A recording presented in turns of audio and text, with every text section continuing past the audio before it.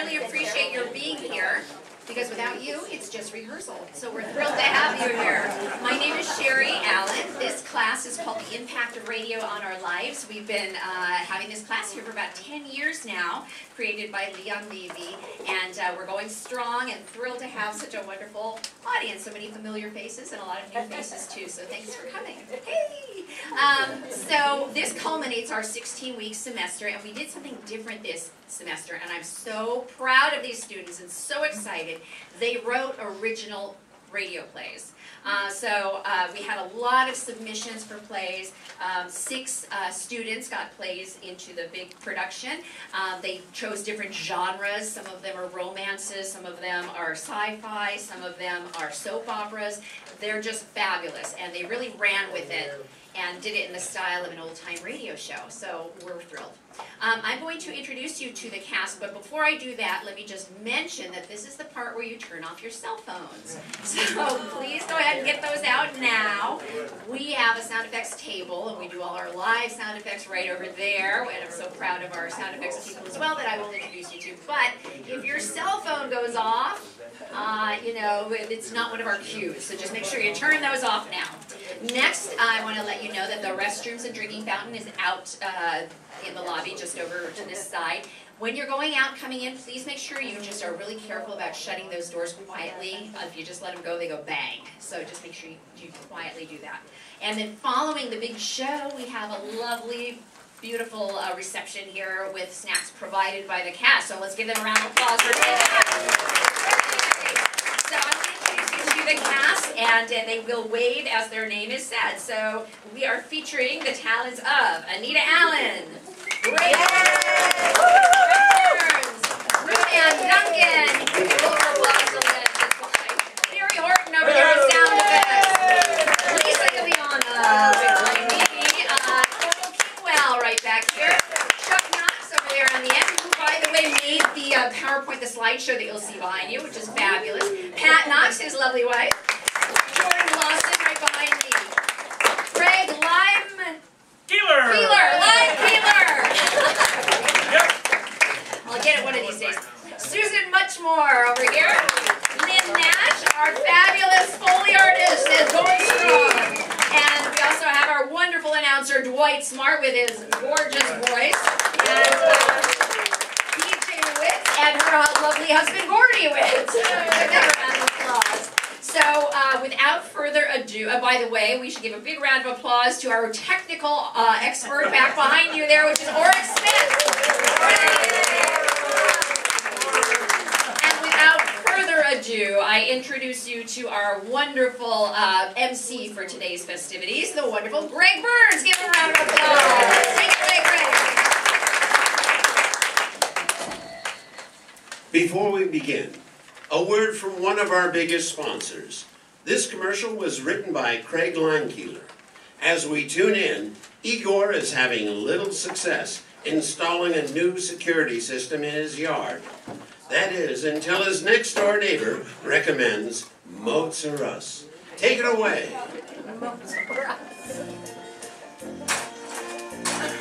There has to be an easier way to do this! Hi, neighbor. Looks like you've got quite a project going there. What's it gonna be when you're done? Oh, hi. I'm trying to upgrade my home security system by building a moat, but the ground is resisting the idea. An excellent and classic choice in home security. But you're going about this all wrong. You should do what Henderson did. And what was that? He went to MOATS-R-US. They offer the latest in moat technology. Whether it's an invading Mongol horde or a shambling herd of zombies, they have the right moat for you. Sure, that's all good at the fan, but what about vampires? Hi, I'm from the IRS. Oh, not a problem.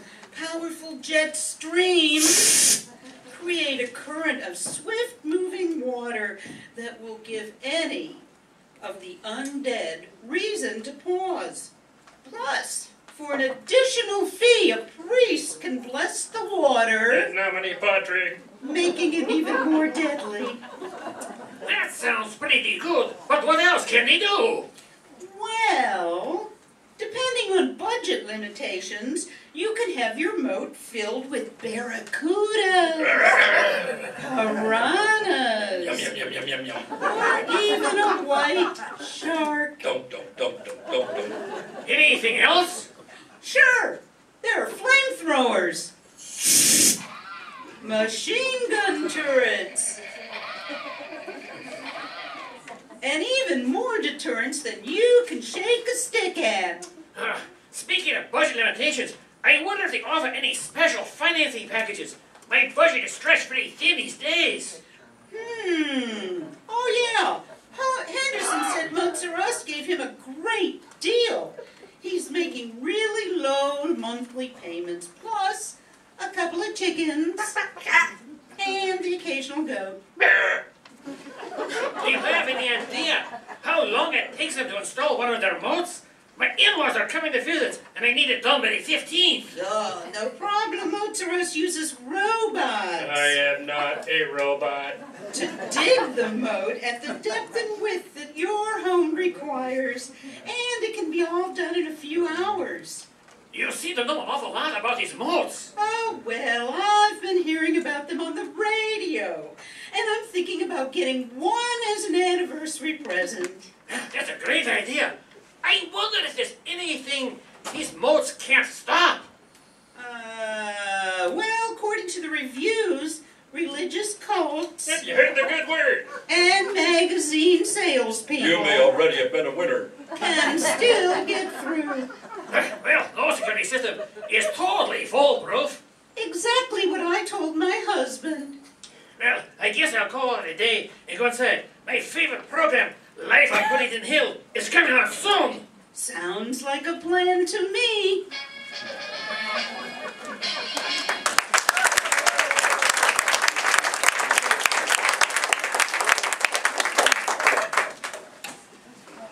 Next, we feature a parody on the radio soap opera genre by Leimkuehler. Join us now for the always exciting Life on Puddington Hill, the Shellfish game. This is a parody of the soap opera genre. The Puddington family made their fortune in pudding. Constantly on the verge of losing their fortune, they lacked the brains God gave a potato. Life on Puddington Hill is sponsored by the National Pudding Council, dedicated to bringing you pudding in every home in America. I am the announcer. I randomly announce things in a melodramatic way. I am ELEANOR Puddington, matriarch of the family. I rule my family like a queen on a throne. I'm Penny Puddington. I'm the granddaughter of Eleanor, sweeter than sugar, cheerful and bright. Oh, I am so enthusiastic about life. I'm Percy Puddington, Penny's father. I'm easily intimidated, and I'm low at work, but I do enjoy occasional dark beverage and a grilling game of pinochle. I am Percy's twin stepbrother, Paul Puddington, the most devious of the clan. My evil plan is to take control of the entire family fortune. I have been the housekeeper for as long as anyone can remember. I am old Mrs. Cavendish. Dirt is young by comparison. That's Maurice, the family mime. He communicates by honking and making odd sounds. I'm the only one who understands him. I am the Puddington gardener, GIOVANNI. I cannot tell a cactus from a carnation. I am the smooth-talking businessman, Samuel Shellfish, head of the Shellfish department store chain. I made my fortune in toast. I seek to turn every situation to my advantage. Welcome, ladies and gentlemen. It's time once again to Life on Puddington Hill, where we experience firsthand the trials and tribulations of the Puddington family, who made their fortune in pudding. This program is brought to you thanks to the National Pudding Council, reminding you that any time is a great time for pudding. As you may recall, last week, the beautiful but naive Penny Puddington has been receiving gifts from a mysterious admirer, much to her grandmother's dismay.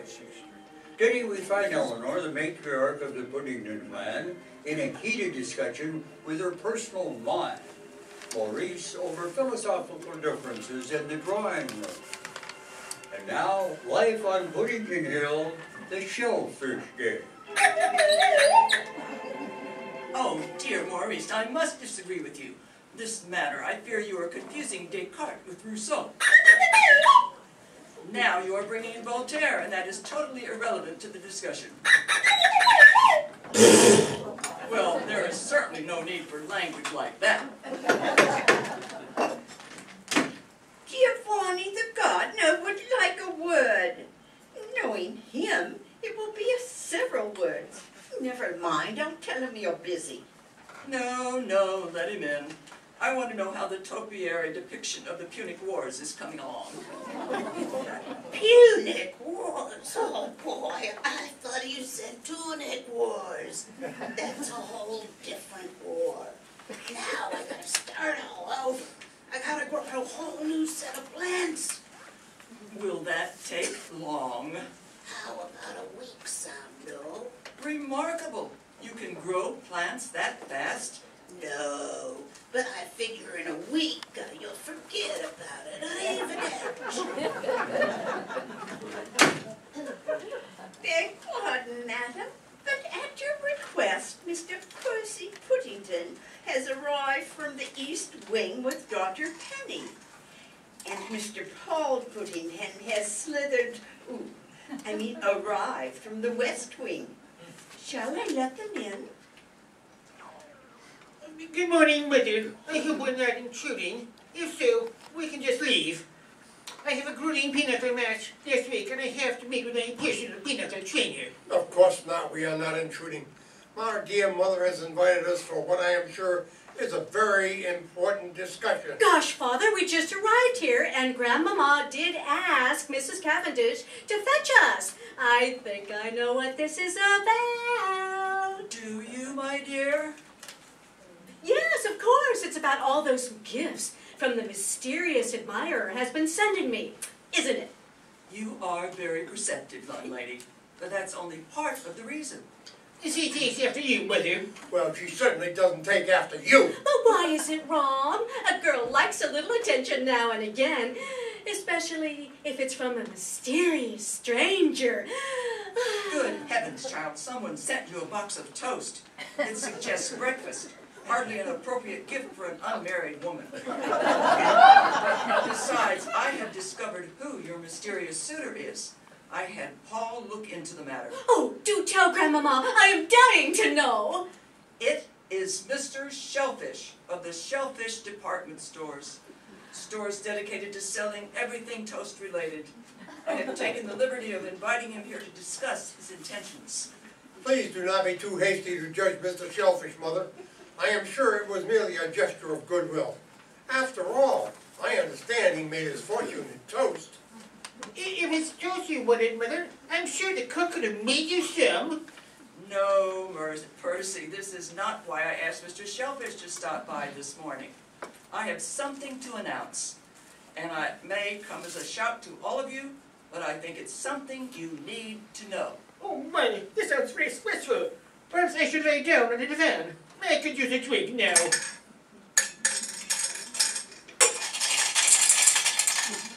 I've been told that our pudding fields are drying up, and our pudding mines are played out. We are now down to our last $1 billion. We need a new source of revenue. And you think if I marry Mr. Shellfish, we can merge our pudding and toast empires into one, and then create a string of toast and pudding emporiums across the country, featuring toasted pudding sandwiches. Everybody loves toasted pudding. Oh, my. Toasted pudding sandwiches? That sounds really messy. Well, but I hope that he's handsome. I hope he's debonair. But But what if he's a horrible old man? Oh gosh, this is so exciting. Just then, the front door bell is heard. I'll get the door. It's no bother. Don't worry. It will only take a moment. I would like to announce the arrival of Mr. Samuel Shellfish. That's Shellfish. Beg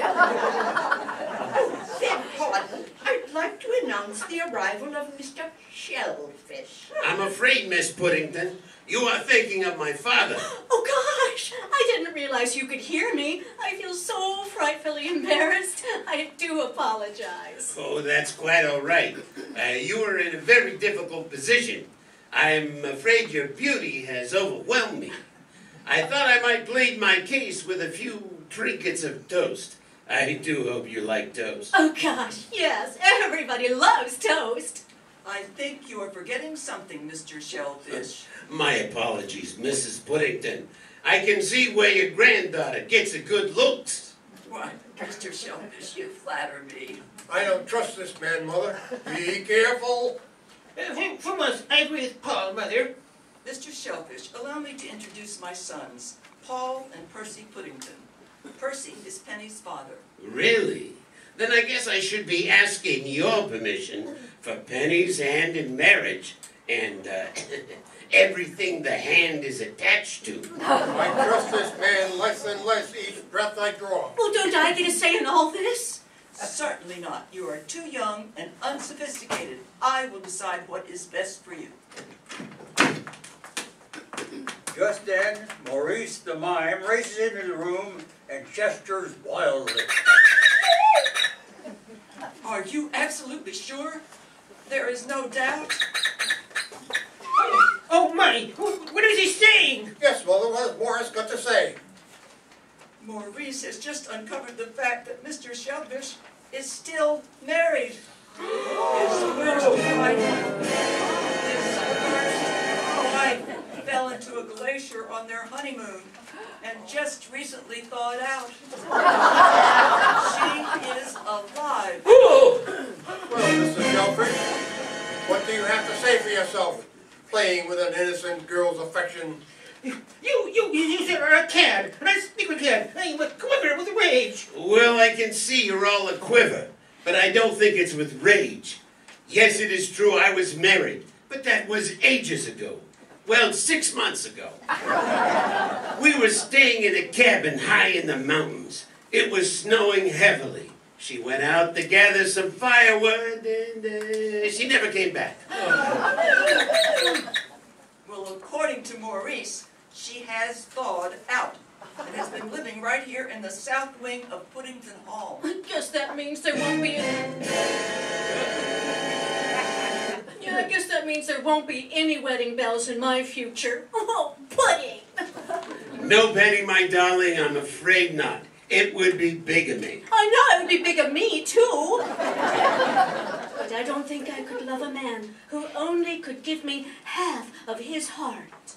Mrs. Puddington, I want to thank you for finding my long-lost wife, good old, what's her name?